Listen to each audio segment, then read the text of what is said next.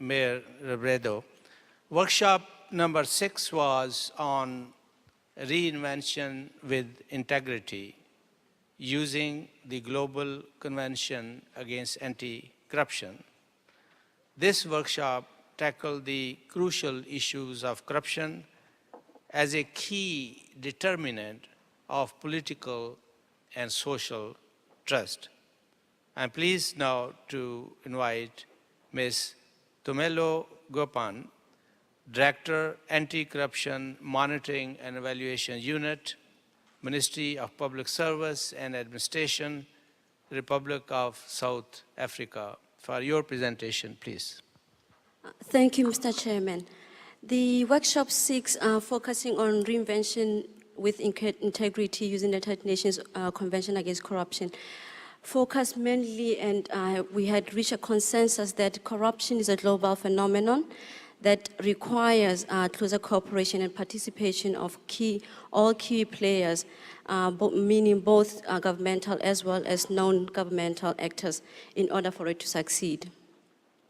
And the participants also agree that the United Nations Convention Against Corruption is a key and critical global framework to foster both public reform and building integrity within governments as well as the business sector.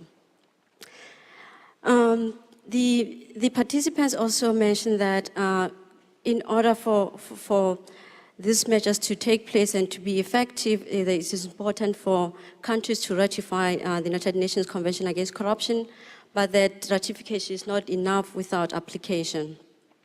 The role of donor countries in implementing the United Nations Convention Against Corruption and providing technical assistance was emphasized, while participants also stressed that technical assistance should not be conditional.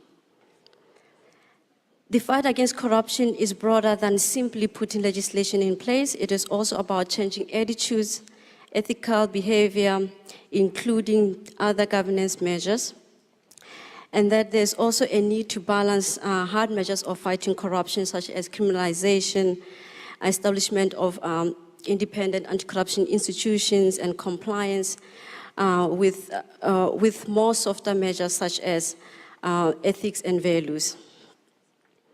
There's also a need to ensure that the fight against corruption is undertaken at all levels by all members of society, especially civil society, in a sense that civil society can also hold governments accountable, because without accountability, there's nothing in the fight against corruption. The workshop also focused on the application of double standards in the fight against corruption, in the sense that in some cases, the developed world puts a lot of pressure on developing countries to implement anti-corruption measures. However, those same countries in some cases do not even comply themselves with the advocated measures.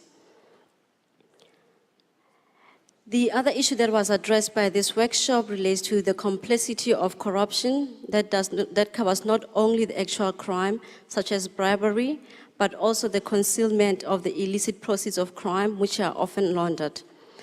Therefore, the United Nations Convention Against Corruption provides the framework for the establishment of financial intelligence units, which facilitate the prevention of corruption and confiscation and recovery of illicit proceeds. It has to be kept in mind that without international cooperation, especially in the form of mutual legal assistance, asset recovery cannot be achieved. For example, Nigeria, because of political will, has in this regard yielded some results.